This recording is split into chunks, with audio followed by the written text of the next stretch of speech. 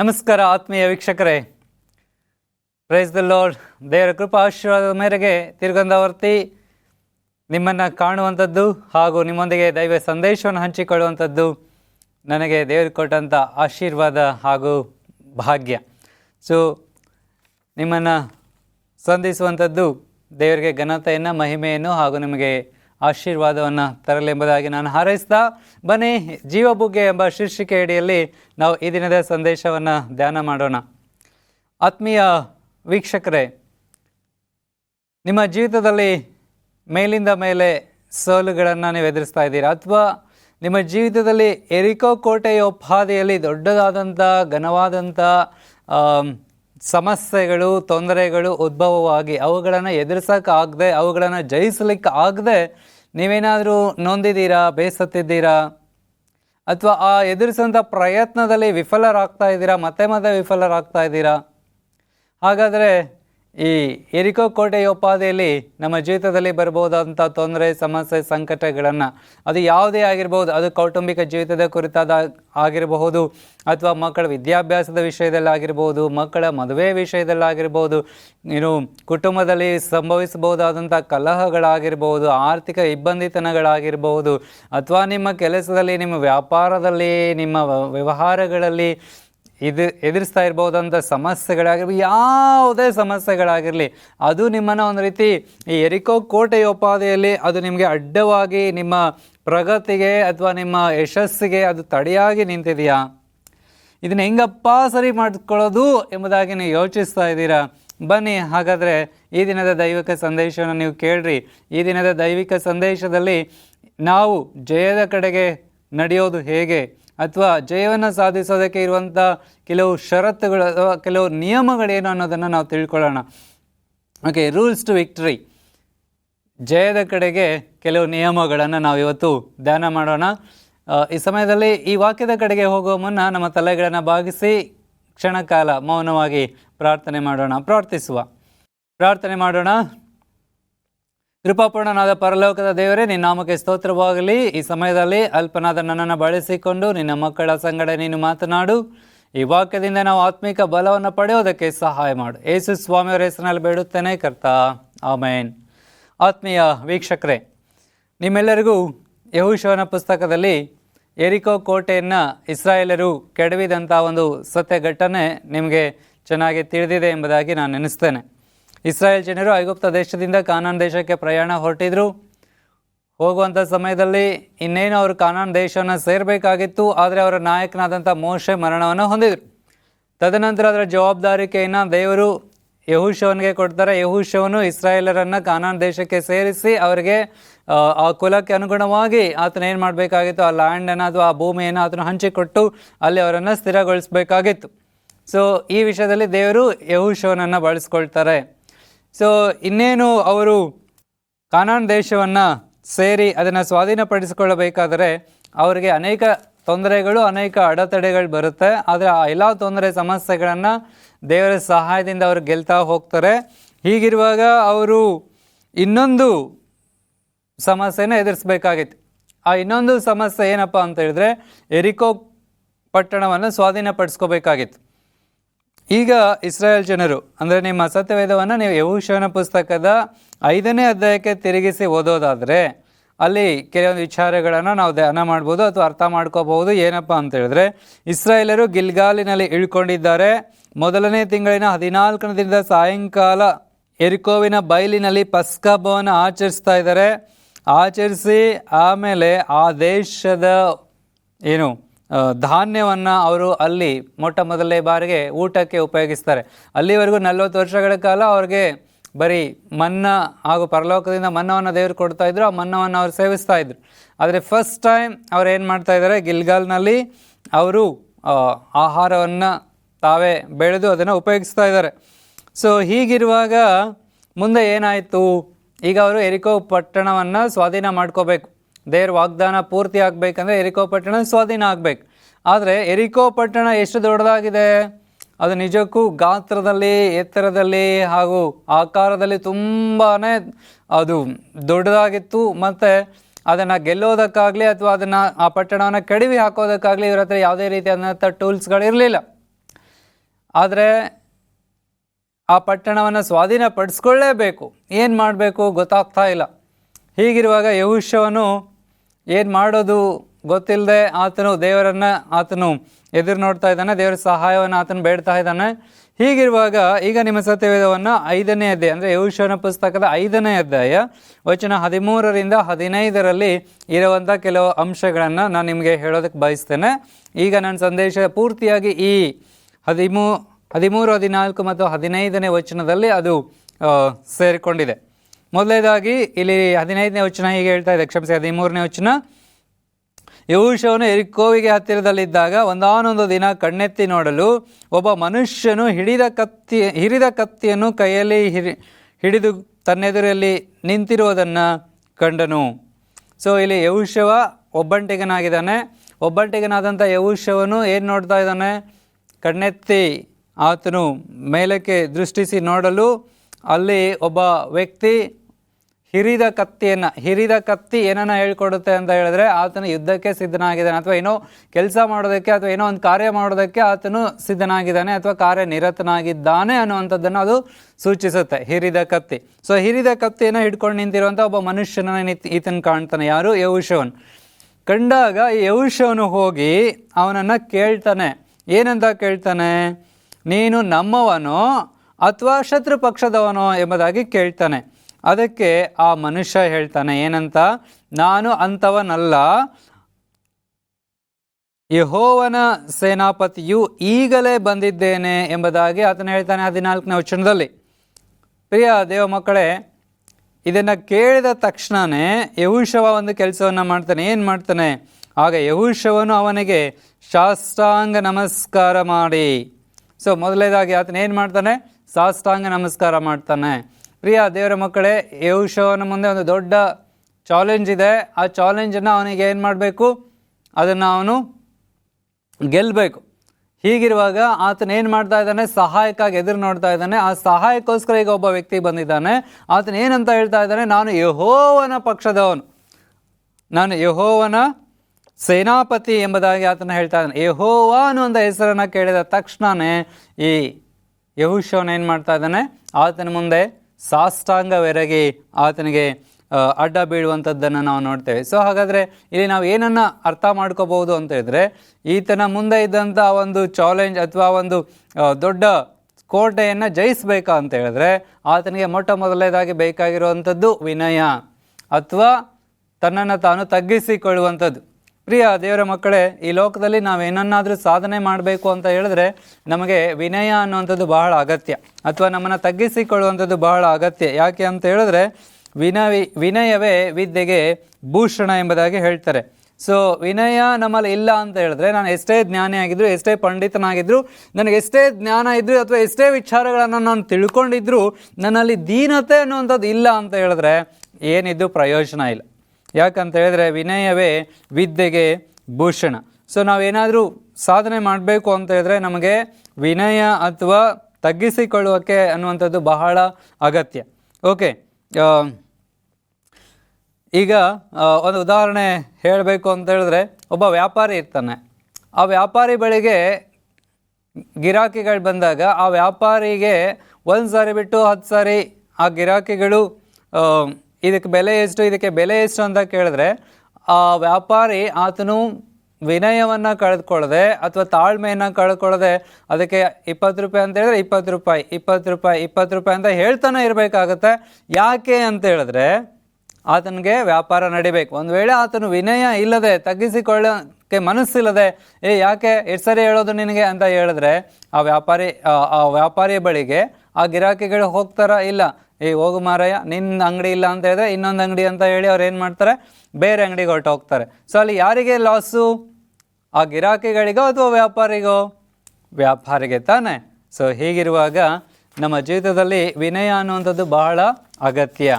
ಇವತ್ತು ಅನೇಕ ಜನರು ನಾವು ನಮ್ಮ ಜೀವಿತದಲ್ಲಿ ಈ ತಾಳ್ಮೆ ಅಥವಾ ವಿನಯವನ್ನು ಅಥವಾ ತಗ್ಗಿಸಿಕೊಳ್ಳುವಿಕೆ ಅನ್ನುವಂಥದ್ದು ನಮ್ಮಲ್ಲಿ ಇಲ್ಲದೇ ಇರೋದ್ರಿಂದ ಎಷ್ಟೊಂದು ಸಾರಿ ನಾವು ಕೈ ಹಾಕಿ ಮಾಡುವಂಥ ಕೆಲಸಗಳಲ್ಲಿ ನಾವು ಸಕ್ಸಸ್ಸನ್ನು ಅಥವಾ ಯಶಸ್ಸನ್ನು ನಾವು ಕಂಡುಕೊಳ್ಳೋದಕ್ಕೆ ಸಾಧ್ಯ ಆಗ್ತಾ ಇಲ್ಲ. ಯೆಹೋಶುವನ ಉದಾಹರಣೆ ನಮಗೆ ಬಹಳ ಅದ್ಭುತವಾದಂಥ ಆಶೀರ್ವಾದವನ್ನು ಅಥವಾ ಆಲೋಚನೆಯನ್ನು ಕೊಡುತ್ತೆ. ಏನಂತ? ಆತನೇನು ಮಾಡ್ದ? ಆ ಆ ಒಂದು ದೇವ ದೂತನ ಮುಂದೆ ಅಥವಾ ದೇವ ಮನುಷ್ಯನ ಮುಂದೆ ಆತನು ತನ್ನನ್ನು ತಾನು ತಗ್ಗಿಸಿಕೊಂಡ. ಸೊ ಯೇಸು ಸ್ವಾಮಿಯವರು ಈ ಲೋಕದಲ್ಲಿದ್ದಾಗ ಒಂದು ಸಾಮ್ಯವನ್ನು ಹೇಳ್ತಾರೆ. ಪ್ರಾರ್ಥನೆ ಮಾಡೋದಕ್ಕಾಗಿ ಇಬ್ಬರು ದೇವಾಲಯಕ್ಕೆ ಹೋಗ್ತಾರೆ. ಒಬ್ಬನು ಪರಿಸಾಯನ, ಇನ್ನೊಬ್ಬನು ಸುಂಕದವನು. ಈ ಸ್ಟೋರಿ ನಮ್ಮೆಲ್ಲರಿಗೂ ಚೆನ್ನಾಗಿ ಗೊತ್ತಿದೆ. ಅಲ್ಲಿ ಯಾರು ಆಶೀರ್ವದಿಸಲ್ಪಟ್ಟವರಾಗಿ ಯೋಗ್ಯರೆಂಬುದಾಗಿ ಪರಿಗಣಿಸಲ್ಪಟ್ಟವರಾಗಿ ಹೊರಗಡೆ ಬರ್ತಾರೆ? ಸುಂಕದವನು. ಆದರೆ ಪರಿಸಾಯನು ಹಾಗೆ ಬರಲಿಲ್ಲ. ಯಾಕೆ ಅಂತ ಹೇಳಿದ್ರೆ, ಪರಿಸಾಯನಲ್ಲಿ ವಿನಯತೆ ಅಥವಾ ದೀನತೆ ಅನ್ನುವಂಥದ್ದು ಇರಲಿಲ್ಲ, ಆದರೆ ಸುಂಕದವನಲ್ಲಿ ಆ ದೀನತೆಯನ್ನು ಕಾಣ್ತೇವೆ. ಹಾಗೆ ಪ್ರಿಯ ದೇವರ ಮಕ್ಕಳೇ, ನಾವು ಈ ಲೋಕದಲ್ಲಿ ನಾವು ಏನನ್ನಾದರೂ ಸಾಧಿಸಬೇಕು, ನಮ್ಮ ಜೀವಿತದಲ್ಲಿ ನಾವು ಜಯ ಸಾಧಿಸಬೇಕು ಅಂತ ಹೇಳಿದ್ರೆ ನಮಗೆ ವಿನಯ ಬಹಳ ಅಗತ್ಯ. ನಾವು ನಮ್ಮನ್ನು ತಗ್ಗಿಸಿಕೊಳ್ಳುವಂಥದ್ದು ಬಹಳ ಅಗತ್ಯ. ಯಾಕಂದರೆ ದೇವ್ರ ವಾಕ್ಯದಲ್ಲಿ ಜ್ಞಾನೋಕ್ತಿನಲ್ಲಿ ನಾವು ಹೀಗೆ ಓದ್ತೇವೆ, ಗರ್ವದಿಂದ ಭಂಗ, ಉಬ್ಬಿನಿಂದ ದೊಬ್ಬು. ನಾವು ಎಲ್ಲಿವರೆಗೂ ನಮ್ಮನ್ನು ನಾವು ತಗ್ಗಿಸಿಕೊಳ್ಳೋದಿಲ್ವೋ ಅಲ್ಲಿವರೆಗೂ ನಾವು ಏನಾಗೋದಿಲ್ಲ, ನಾವು ಸಾರ್ಥಕತೆಯನ್ನು ಹೊಂದೋದಕ್ಕೆ ಸಾಧ್ಯ ಇಲ್ಲ. ಓಕೆ, ಎರಡನೇ ಅಂಶ ಏನಪ್ಪ ಅಂತ ಹೇಳಿದ್ರೆ, ನಾವು 14ನೇ ವಚನದಲ್ಲೇ ಓದುವಾಗ, ಆಗ ಯೆಹೋಶುವನು ಅವನಿಗೆ ಸಾಷ್ಟಾಂಗ ನಮಸ್ಕಾರ ಮಾಡಿ, ಸ್ವಾಮಿಯವರು ತಮ್ಮ ಸೇವಕನಿಗೆ ಏನು ಆಜ್ಞಾಪಿಸಬೇಕೆಂದಿದ್ದೀರಿ ಎಂಬುದಾಗಿ ಕೇಳ್ತಾನೆ. ಸೊ ಅಂದರೆ ಇಲ್ಲಿ ವಿಜ್ಞಾಪನೆ. ಏನು ವಿಜ್ಞಾಪನೆ? ಆ ಬಿಚ್ಚು ಕತ್ತೆಯನ್ನು ಹಿಡ್ಕೊಂಡಂತ ಆ ದೇವರ ಮನುಷ್ಯ ಹೇಳ್ತಾ ಇದ್ದಾನೆ, ನಾನು ಯೆಹೋವನ ಸೇನಾಪತಿ ಎಂಬುದಾಗಿ. ಹೀಗಿರುವಾಗ ಇಮಿಡಿಯೇಟ್ ಆಗಿ ಯೆಹೋಶುವ ಮೊದಲನೇದಾಗಿ ಏನು ಮಾಡ್ದ? ಸಾಷ್ಟಾಂಗ ನಮಸ್ಕಾರ ಮಾಡ್ದ. ಎರಡನೇದಾಗಿ ಆತನ ಕೇಳ್ತಾ ಇದ್ದಾನೆ, ಸ್ವಾಮಿಯವರು ತಮ್ಮ ದಾಸನಿಗೆ ತಮ್ಮ ಸೇವಕನಿಗೆ ಏನು ಆಜ್ಞಾಪಿಸಬೇಕೆಂದಿದ್ದೀರಿ ಅಂತ ಕೇಳ್ತಾನೆ. ವಾಟ್ ಶಾಲ್ ಐ ಡೂ ಅಂತ ಕೇಳ್ತಾನೆ. ಅಂದರೆ ಇಲ್ಲಿ ಸುಮ್ಮನೆ ಯೋಚನೆ ಮಾಡಿ, ಮೊದಲನೇದಾಗಿ ಯೆಹೋಶುವನು ಯಾರು? ಲಕ್ಷಾಂತರ ಜನರ ಅಧಿಪತಿ ಅಥವಾ ಲಕ್ಷಾಂತರ ಇಸ್ರಾಯೇಲ್ ಜನರಿಗೆ ಅವನೊಬ್ಬ ಲೀಡರ್ ಆಗಿದ್ದಂಥ ಈ ವ್ಯಕ್ತಿ ಮೊದಲನೇದಾಗಿ ತನ್ನನ್ನು ತಾನು ತಗ್ಗಿಸಿಕೊಳ್ತಾ ಇದ್ದಾನೆ ಸಾಷ್ಟಾಂಗ ನಮಸ್ಕಾರ ಮಾಡೋದ್ರ ಮೂಲಕವಾಗಿ. ಎರಡನೇದಾಗಿ ಆತನು ಕೇಳ್ತಾ ಇದ್ದಾನೆ, ನಾನೇನು ಮಾಡಬೇಕು ಅಂತ, ಅಥವಾ ನನಗೇನು ನೀವು ಆಜ್ಞಾಪನೆ ಮಾಡ್ತೀರಾ, ನೀವು ಆಜ್ಞಾಪನೆ ಮಾಡಿ ನಾನು ಅದನ್ನು ಮಾಡೋದಕ್ಕೆ ರೆಡಿ ಎಂಬುದಾಗಿ ಆತನು ಆ ಒಂದು ವಿಚಾರವನ್ನು ಹೇಳ್ತಾ ಇದ್ದಾನೆ. ಪ್ರಿಯರೇ, ಸುಮ್ಮನೆ ಇಮ್ಯಾಜಿನ್ ಮಾಡ್ಕೊಳ್ಳೋಣ, ಒಂದು ವೇಳೆ ಈ ಯೆಹೋಶುವನು ಹೀಗೂ ಕೇಳಬಹುದಾಗಿತ್ತು, ಓಹೋ ನೀನು ಯೆಹೋವನ ಸೇನಾಪತಿಯೋ, ಸರಿ ಹಾಗಾದರೆ ಯಾಕೆ ಬಂದೆ, ಏನು ಮಾಡ್ಲಿಕ್ಕೆ ಹೋಗ್ತಾ ಇದೆಯಾ, ನೀನನ್ನು ದೇವರು ಯಾಕೆ ಕಳಿಸ್ಕೊಟ್ಟಿದ್ದಾರೆ, ನೀನು ಬಂದಂಥ ಉದ್ದೇಶ ಏನು, ಈ ಒಂದು ಮುಂದೆ ಇರುವಂಥ ಯೆರಿಕೋ ಕೋಟೆಯನ್ನು ನಾವು ಹೇಗೆ ದಾಟೋದು ಅಥವಾ ಹೇಗೆ ಸ್ವಾಧೀನಪಡಿಸ್ಕೊಳ್ಳೋದು, ನೀನು ಹೋಗಿ ಅವರನ್ನು ಕೊಲ್ತೀಯೋ ಅಥವಾ ನೀನು ನಮ್ಮ ಮುಂದೆ ಹೋಗಿ ಯುದ್ಧ ಮಾಡ್ತೀಯೋ, ನೀನು ಏನು ಮಾಡೋದಕ್ಕೆ ಬಂದು ಇತ್ಯಾದಿಯಾಗಿ ಅದನ್ನ ಪ್ರಶ್ನೆಯನ್ನು ಕೇಳಬಹುದಾಗಿತ್ತು. ಆದರೆ ಅದನ್ನ ಪ್ರಶ್ನೆಯನ್ನು ಕೇಳೋದಿಲ್ಲ. ಬದಲಾಗಿ ಆತನ ಏನು ಕೇಳ್ತಾ ಇದ್ದಾನೆ, ಆತನ ಏನು ವಿಜ್ಞಾಪನೆ ಮಾಡ್ತಾ ಇದ್ದಾನೆ, ಏನು ಹೇಳ್ತಾ ಇದ್ದಾನೆ ನೋಡಿ, ಎಷ್ಟು ಚೆನ್ನಾಗಿದೆ. ಸ್ವಾಮಿಯವರು ತಮ್ಮ ಸೇವಕನಿಗೆ ಏನು ಆಜ್ಞಾಪಿಸಬೇಕೆಂದಿದ್ದೀರಿ ಎಂಬುದಾಗಿ ಕೇಳ್ತಾನೆ. ಪ್ರಿಯ ದೇವರ ಮಕ್ಕಳೇ, ಇದು ಏನನ್ನು ಸೂಚನೆ ಮಾಡುತ್ತೆ? ಎಷ್ಟೊಂದು ಸಾರಿ ನಾವು ನಮ್ಮ ಜೀವಿತದಲ್ಲಿ ಯಾರಿಂದಾದರೂ ನಮಗೆ ಸಹಾಯ ಬೇಕು ಅಂತ ಹೇಳುವಾಗ ನಮ್ಮನ್ನು ನಾವು ತಗ್ಗಿಸಿಕೊಳ್ಬೇಕು, ಹೌದಲ್ವಾ? ಆದರೆ ನಮ್ಮನ್ನು ನಾವು ತಗ್ಗಿಸಿಕೊಳ್ಳದೆ ನಾವು ಅವ್ರ ಮುಂದೆ ಗರ್ವದಿಂದ ಮಾತಾಡಿದ್ರೆ ಏನಾಗುತ್ತೆ? ನಮಗೆ ಸಿಕ್ಕುವಂಥ ಸಹಾಯ ಸಿಕ್ಕುತ್ತೋ? ಖಂಡಿತವಾಗಿಯೂ ಸಿಕ್ಕೋದಿಲ್ಲ ಪ್ರಿಯರ್. ಸೊ ಹೀಗಿರೋದ್ರಿಂದ ಇಲ್ಲಿ ಆತನು ಹೇಳ್ತಾ ಇದ್ದಾನೆ ಏನಂತ, ನಾನೇನು ಮಾಡಬೇಕು ಅಂತ ಕೇಳ್ತಾ ಇದ್ದಾನೆ. ಎಷ್ಟೊಂದು ಸಾರಿ ನಮ್ಮ ಜೀವಿತದಲ್ಲಿ ನಾವೇನು ಮಾಡ್ತೇವೆ, ದೇವರ ಬಳಿಗೆ ನಾವು ಹೋಗ್ತೇವೆ, ದೇವರ ಹತ್ರ ಅನೇಕ ವಿಜ್ಞಾಪನೆಗಳನ್ನು ನಾವು ಇಡ್ತೇವೆ. ದೇವರೇ ನೀ ನನಗೆ ಅದನ್ನು ಕೊಡು, ದೇವರೇ ನೀ ನನಗೆ ಇದನ್ನು ಕೊಡು, ದೇವರೇ ನೀ ನನಗೆ ಹಾಗೆ ಮಾಡು, ದೇವರೇ ನೀ ನನಗೆ ಹೀಗೆ ಮಾಡು, ದೇವರೇ ನನ್ನ ಜೀವಿತವನ್ನು ನೀನು ಹೀಗೆ ಉದ್ಧರಿಸು, ದೇವರೇ ನನ್ನ ಮಕ್ಕಳನ್ನ ನೀನು ಹೀಗೆ ಆಶೀರ್ವದಿಸು, ನನಗೆ ಅದು ಬೇಕು, ನನಗೆ ಇದು ಬೇಕು, ನನಗೆ ಇತ್ಯಾದಿ ದೊಡ್ಡ ಪಟ್ಟಿಯನ್ನು ನಾವು ಕೊಡ್ತೇವೆ, ದೇವರಿಗೆ ಸಜೆಸ್ಟ್ ಮಾಡ್ತೇವೆ, ದೇವರಿಗೆ ಆಜ್ಞಾಪನೆ ಮಾಡ್ತೇವೆ, ದೇವರಿಗೆ ವಿಜ್ಞಾಪನೆ ಮಾಡ್ತೇವೆ. ಏನಂತ? ದೇವರೇ ನಂಗೆ ಅದು ಕೊಡು, ನಂಗೆ ಇದು ಕೊಡು, ನಂಗೆ ಅದು ಮಾಡು, ನಂಗೆ ಇದು ಮಾಡು, ನಂಗೆ ಅದು ಬೇಕು, ನಂಗೆ ಇದು ಬೇಕು. ಬರೀ ನನಗೇನು ಬೇಕು ಅನ್ನೋದನ್ನು ಮಾತ್ರ ನಾನು ದೇವ್ರಿಗೆ ಹೇಳ್ತಾ ಇದ್ದೀನಿ.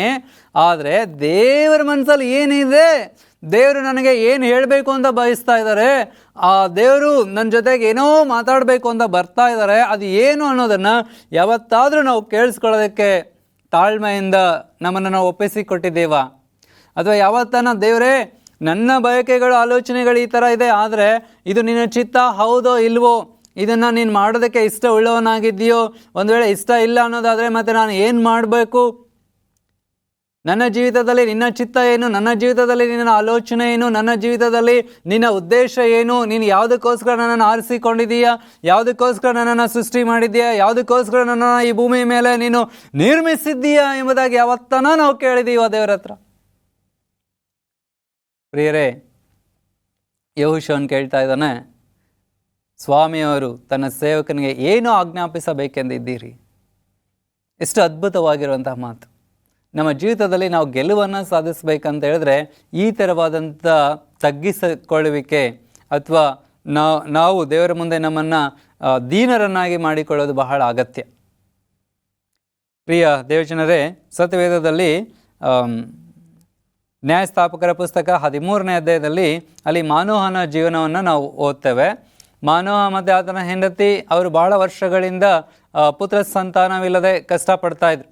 ತುಂಬ ವರ್ಷಗಳಿಂದ ಪ್ರೇಯರ್ ರಿಕ್ವೆಸ್ಟ್ ಇಟ್ಟಿದ್ರು, ದೇವರ ಹತ್ರ ಪ್ರಾರ್ಥನೆ ಮಾಡ್ತಾಯಿದ್ರು, ದೇವರ ಆಲಯದಲ್ಲಿ ಸೇವೆ ಮಾಡ್ತಾಯಿದ್ರು. ಆದರೆ ಒಂದು ದಿವಸ ದೇವದೂತನ ಬಂದು ಹೇಳ್ತಾನೆ, ಮಾನವನ ಹೆಂಡತಿ ಹತ್ರ ಹೇಳ್ತಾನೆ, ಅಮ್ಮ ನೀನು ಗರ್ಭವತಿ ಆಗ್ತೀಯಾ, ನಿನ್ನ ಹೊಟ್ಟೆ ಒಳಗಡೆ ಒಂದು ಗಂಡು ಮಗು ಇದೆ, ಆ ಗಂಡು ಮಗು ನಿನಗೆ ಹೆರಿಗೆ ಆಗೋವರೆಗೂ ನೀನು ಇಂತಿಂಥದ್ದನ್ನು ಮಾಡಬಾರ್ದು, ಇಂತಿಂಥದ್ದನ್ನು ಮಾಡಬೇಕು ಎಂಬುದಾಗಿ ಹೇಳ್ತಾನೆ. ಈ ವಿಚಾರವನ್ನು ಕೇಳಿದಂಥ ಮಾನವನ ಹೆಂಡತಿ ಹೋಗಿ ಏನು ಮಾಡ್ತಾಳೆ, ತನ್ನ ಗಂಡನಿಗೆ ವಿಚಾರವನ್ನು ತಿಳಿಸಿದಾಗ ಆಕೆ ಗಂಡ ಬಂದು ದೇವರ ಹತ್ರ ಕೇಳ್ತಾನೆ, ಏನಂತ, ಸ್ವಾಮಿಯವರೇ ದಯಮಾಡಿ ನೀವು ಮೊದಲು ಕಳಿಸಿದಂಥ ಆ ದೂತನನ್ನು ಮತ್ತೆ ಕಳಿಸಿಕೊಡ್ರಿ, ಹುಟ್ಲಿಕ್ಕಿರುವಂಥ ನನ್ನ ಮಗುವಿನ ವಿಷಯದಲ್ಲಿ ನಾವು ಏನು ಮಾಡಬೇಕು ಅನ್ನೋದನ್ನು ನನಗೆ ತಿಳಿಯಪಡಿಸ್ರಿ ಎಂಬುದಾಗಿ ಆತನು ಕೇಳ್ತಾನೆ. ಪ್ರಿಯ ತಂದೆ ತಾಯಿಗಳೇ, ಇವತ್ತು ನಿಮ್ಮ ಮಕ್ಕಳ ವಿಷಯದಲ್ಲಿ, ನಿಮ್ಮ ಭವಿಷ್ಯತ್ತಿನ ವಿಷಯದಲ್ಲಿ, ನಿಮ್ಮ ಕೌಟುಂಬಿಕ ಜೀವಿತದ ವಿಷಯದಲ್ಲಿ ನೀವು ಯಾವತ್ತನ ದೇವರ ಹತ್ರ ಹೋಗಿ, ದೇವರೇ ನನ್ನ ಜೀವಿತದಲ್ಲಿ ನಿನ್ನ ಚಿತ್ತ ಏನಪ್ಪ, ನೀನು ನನಗೆ ಮಕ್ಕಳನ್ನು ಕೊಟ್ಟಿದೆಯಲ್ಲ, ಈ ಮಕ್ಕಳನ್ನು ನಾನು ಯಾವ ರೀತಿ ಬೆಳೆಸಬೇಕು, ಯಾವ ವಿದ್ಯಾಭ್ಯಾಸವನ್ನು ಕೊಡಬೇಕು, ಎಲ್ಲಿ ಇವರನ್ನ ಓದಿಸ್ಬೇಕು, ಎಲ್ಲಿ ಇವರನ್ನ ಪೋಷಿಸಬೇಕು, ಇವರ ಮುಂದಿನ ಭವಿಷ್ಯತ್ತು ಏನು, ಇವರಿಗೆ ಯಾವ ಕೆಲಸವನ್ನು ನಾವು ದೊರಕುವಂತೆ ಮಾಡಬೇಕು, ಇವರನ್ನು ನಿನ್ನ ಸೇವೆಗಾಗಿ ನೀನು ಬಳಸ್ಕೊಳ್ಬೇಕು ಅಂತ ಬಯಸ್ತಾ ಇದೀಯಾ, ನೀನು ಬಳಸ್ಕೊಳ್ಳೋದಾದರೆ ಇವರನ್ನು ಹೇಗೆ ಬಳಸ್ಕೊಳ್ತಿ, ದಯಮಾಡಿ ನಮಗೆ ಯೋಚನೆಯನ್ನು ಕೊಡು, ನಮಗೆ ಆಲೋಚನೆಯನ್ನು ತೋರ್ಪಡಿಸು, ಮಾರ್ಗವನ್ನು ತೋರ್ಪಡಿಸು, ನಿನ್ನ ಮಾರ್ಗದಲ್ಲಿ ನಾನು ನನ್ನ ಮಗನನ್ನು ನನ್ನ ಮಗಳನ್ನು ನಾನು ಬೆಳೆಸ್ತೇನೆ, ನಾನು ನಡೆಸ್ತೇನೆ ಎಂಬುದಾಗಿ ಯಾವತ್ತನ ತಂದೆ ತಾಯಿಗಳಾಗಿ ನೀವು ದೇವರ ಹತ್ರ ಹೋಗಿ ಕೇಳಿದ್ದೀರಾ?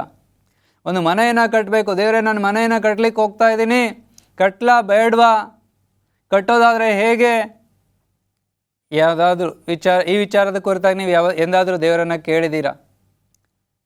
ಮಕ್ಕಳ ಮದುವೆ ವಿಷಯದಲ್ಲಿ ಎಂದಾದರೂ ಹೋಗಿ ದೇವರನ್ನು ಕೇಳಿದ್ದೀರಾ? ದೇವರೇ ನನ್ನ ಮಗನಿಗೆ ನನ್ನ ಮಗಳಿಗೆ ನಾನು ವರನನ್ನು ಅಥವಾ ವಧುವನ್ನು ನಾನು ಹುಡುಕ್ತಾ ಇದ್ದೀನಿ, ನಿನ್ನ ಚಿತ್ತ ಇರುವಂಥ ವ್ಯಕ್ತಿಯನ್ನು ನಮಗೆ ತೋರ್ಪಡಿಸಿ ಎಂಬುದಾಗಿ ಯಾವತ್ತನ್ನು ಕೇಳಿದ್ದೀರಾ?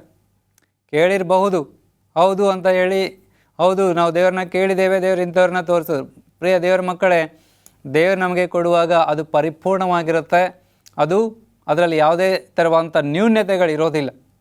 ಸೊ ಹೀಗಿರೋದ್ರಿಂದ ನಮ್ಮ ಪ್ರತಿಯೊಂದೊಂದು ವಿಷಯಗಳನ್ನು ನಾವು ದೇವರ ಮುಂದೆ ನಾವು ಹೇಳಿಕೊಂಡಾಗ ಅಥವಾ ದೇವರನ್ನು ಕೇಳುವಾಗ ದೇವರು ನಾನು ಏನು ಮಾಡಬೇಕು ಅನ್ನೋದನ್ನು ಅವ್ರು ಹೇಳ್ಕೊಡ್ತಾರೆ. ಅದಕ್ಕೆ ಬದಲಾಗಿ ಎಷ್ಟೋ ಸಾರಿ ನಾವೇನು ಮಾಡ್ತೇವೆ, ದೇವರಿಗೆ ನಾವು ಆಜ್ಞಾಪನೆ ಮಾಡ್ತೇವೆ, ದೇವರೇ ನೀನು ಹಾಗೆ ಮಾಡು, ದೇವರೇ ನೀನು ಹೀಗೆ ಮಾಡು, ನೀನು ಹಿಂಗೆ ಮಾಡಿದ್ರೆ ಚೆನ್ನಾಗಿರುತ್ತೆ, ನೀನು ಹಂಗೆ ಮಾಡಿದ್ರೆ ಚೆನ್ನಾಗಿರುತ್ತೆ, ದೇವರಿಗೆ ಐಡಿಯಾ ಕೊಡುವಂಥಷ್ಟು ಮಟ್ಟಿಗೆ ನಾವು ಬೆಳೆದ್ಬಿಟ್ಟಿರ್ತೀವಿ, ಹೌದಲ್ಲ? ಹೀಗಿರೋದ್ರಿಂದ ನಾವು ಜೀವಿತದಲ್ಲಿ ಏನಾದರೂ ಸಾಧನೆ ಮಾಡಬೇಕು ಅಥವಾ ನಮ್ಮ ಜೀವಿತದಲ್ಲಿ ಎದುರಾಗುವಂಥ ಕೆಲವೊಂದು ಚಾಲೆಂಜ್ಗಳನ್ನು ನಾವು ಗೆಲ್ಲಬೇಕು ಅಂತ ಹೇಳಿದ್ರೆ, ಎರಿಕೋ ಕೋಟೆಯ ಉಪಾಧಿಯಲ್ಲಿ ಬರ್ಬೋದಂಥ ಸಮಸ್ಯೆಗಳನ್ನು ನೀವು ಗೆಲ್ಲಬೇಕು ಅಂತ ಹೇಳಿದ್ರೆ ನಾವು ಮಾಡಬೇಕಾಗಿರೋದು ಏನಪ್ಪ ಅಂತ ಹೇಳಿದ್ರೆ, ದೇವರ ಸಲಹೆಯನ್ನು ನಾವು ತಗೋಬೇಕೆ ವಿನಃ ನಾವು ದೇವರಿಗೆ ಸಲಹೆ ಕೊಡುವಂಥವ್ರು ಆಗಬಾರ್ದು. ಓಕೆ, ಅದು ಎರಡನೇ ಅಂಶ. ಮೂರನೇದಾಗಿ, ಯೆಹೋವನ ಸೇನಾಧಿಪತಿಯು ಯೆಹೋಶುವನಿಗೆ ಹೇಳ್ತಾ ಇದ್ದಾನೆ, ನಿನ್ನ ಕಾಲಿನಿಂದ ಕೆರಗಳನ್ನು ತೆಗೆದುಹಾಕು, ನೀನು ನಿಂತಿರುವ ಸ್ಥಳವು ಪರಿಶುದ್ಧವಾದದ್ದು ಎಂದು ಯೆಹೋಶುವನಿಗೆ ಹೇಳಿದನು. ಅವನು ಹಾಗೆಯೇ ಮಾಡಿದನು. ಹೇಗೆ ಮಾಡಿದನು? ಹಾಗೆಯೇ ಮಾಡಿದನು. ಅಂದರೆ ಆ ದೇವದೂತ ಏನು ಹೇಳ್ತಾ ಇದ್ದಾನೆ, ನಿನ್ನ ಕಾಲಲ್ಲಿರುವಂಥ ಕೆರಗಳನ್ನು ನೀನು ತೆಗೆದುಹಾಕು, ಇದು ನೀನು ನಿಂತಿರುವಂಥದ್ದು ಪರಿಶುದ್ಧ ಭೂಮಿ ಅಂತ ಹೇಳುವಾಗ ಆತನು ಆ ದೇವದೂತನ ಮಾತಿಗೆ ವಿಧೇಯತೆಯನ್ನು ತೋರಿಸ್ತಾ ಇದ್ದಾನೆ. ಆತನು ತನ್ನ ಪಾದದ ಕೆರಗಳನ್ನು ತೆಗೆದು ಹಾಕ್ತಾ ಇದ್ದಾನೆ. ಸೊ ಪಾದದ ಕೆರಗಳನ್ನು ತೆಗೆದು ಹಾಕುವಂಥದ್ದು 2 ಅಂಶಗಳನ್ನು ಹೇಳ್ಕೊಡುತ್ತೆ. ಮೊದಲನೇದಾಗಿ ನಾನು ಪಾದದ ಕೆರಗಳನ್ನು ಬಿಡ್ತಾ ಇದ್ದೀನಿ ಒಬ್ಬ ವ್ಯಕ್ತಿಯ ಮುಂದೆ ಅಂತ ಹೇಳುವುದಾದರೆ, ನಾನು ನನ್ನ ಅಧಿಕಾರವನ್ನು, ನನ್ನ ಮೇಲೆ ನನಗಿರುವಂತಹ ಹತೋಟಿಯನ್ನು ನಾನು ಆತನಿಗೆ ಒಪ್ಪಿಸಿ ಕೊಡ್ತಾ ಇದ್ದೀನಿ. ಆತ ನನ್ನನ್ನು ಆಳೋದಕ್ಕೆ ನಾನು ಆತನಿಗೆ ನನ್ನನ್ನು ಸಂಪೂರ್ಣವಾಗಿ ಒಪ್ಪಿಸಿ ಕೊಟ್ಟಿದ್ದೀನಿ ಅನ್ನೋದನ್ನು ಒಂದು ಕಡೆಯಿಂದ ಹೇಳಿದ್ರೆ, ಎರಡನೇದಾಗಿ ಆ ಕೆರ ಅದು ನಮ್ಮ ಜೀವಿತದಲ್ಲಿರುವಂಥ ಪಾಪವನ್ನು ಹೇಳ್ಕೊಡುತ್ತೆ. ನಾವು ನಮ್ಮ ಜೀವಿತದಲ್ಲಿ ಪಾಪವನ್ನು ಬಿಟ್ಟು ಬಿಡೋದಾದರೆ ನಾವು ದೇವರ ಆಶೀರ್ವಾದವನ್ನು ಹೊಂದಿಕೊಳ್ತೇವೆ, ದೇವರ ಆಶೀರ್ವಾದವನ್ನು ನಾವು ಪಡೆದುಕೊಳ್ತೇವೆ. ಯೆಹೋಶುವನಿಗೆ ಆ ದೂತನು ಹೇಳ್ತಾನೆ, ನಿನ್ನ ಪಾದದಲ್ಲಿರುವಂಥ ಕೆರೆಗಳನ್ನು ತೆಗೆದು ಹಾಕು ಅಂತ ಹೇಳುವಾಗ ಆತನು ತನ್ನ ಪಾದದ ಕೆರೆಗಳನ್ನು ತೆಗೆದು ಹಾಕಿದನು. ಅದೇ ರೀತಿ ಉರಿಯುವ ಪೊದೆಯಲ್ಲಿ ಮೋಶೆಗೆ ಸ್ವಾಮಿ ಕಾಣಿಸಿಕೊಂಡಾಗ ಸ್ವಾಮಿ ಹೇಳ್ತಾರೆ, ನಿನ್ನ ಪಾದದಲ್ಲಿರುವಂಥ ಕೆರೆಗಳನ್ನು ತೆಗೆದುಹಾಕು, ನೀನು ನಿಂತಿರುವ ಸ್ಥಳ ಪರಿಶುದ್ಧ ಭೂಮಿ ಎಂಬುದಾಗಿ.